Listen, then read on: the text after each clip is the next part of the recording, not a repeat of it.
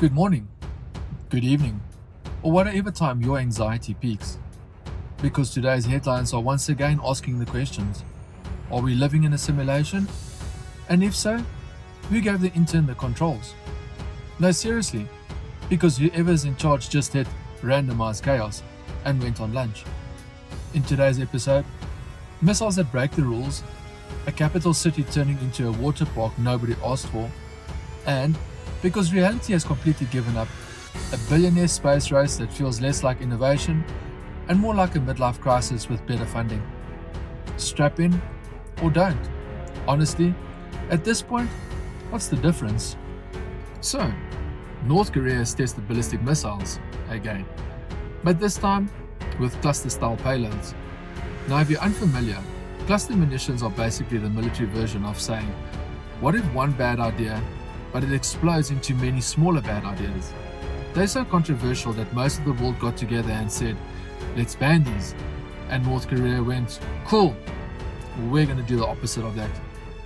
Because apparently international law is now treated like terms and conditions. Everyone scrolls, nobody agrees, and one guy clicks accept just to cause problems.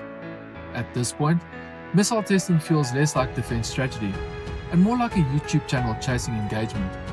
Hey guys, welcome back. Today we are testing a new payload. Oh, and don't forget to like, subscribe, and mildly destabilize an entire region. You joke, but somewhere there's probably a thumbnail with flames and a shocked face. And the rest of the world watches like it's a season finale, except no one agreed to the show.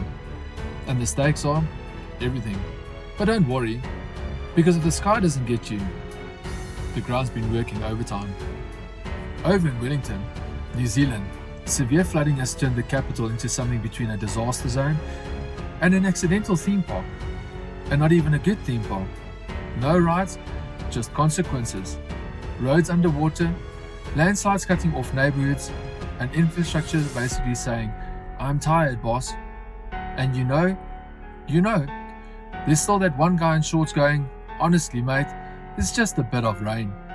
Sir, your car is now a submarine. This is the thing about climate disasters now. They don't arrive like disasters anymore. They arrive like software updates. No warning, no consent, just suddenly, your city will now restart. Features may not work as expected. And governments keep saying, we must adapt.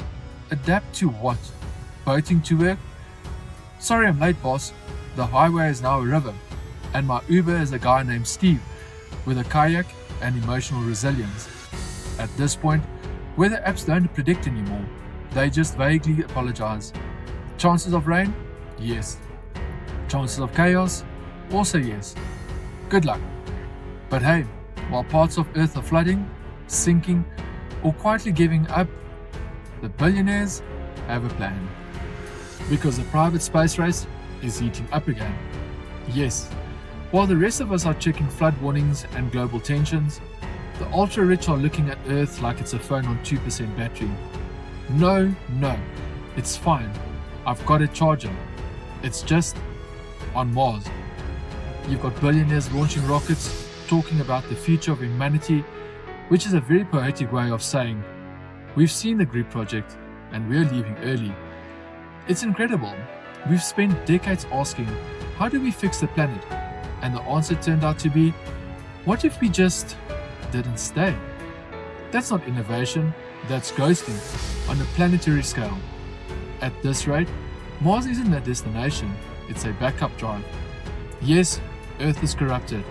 We tried turning it off and on again. So we've just saved humanity as final, version 7, real this one. And you just know the first meeting on Mars is going to be the same as Earth. Alright team, new planet, fresh start. But who flooded the base? So, let's recap.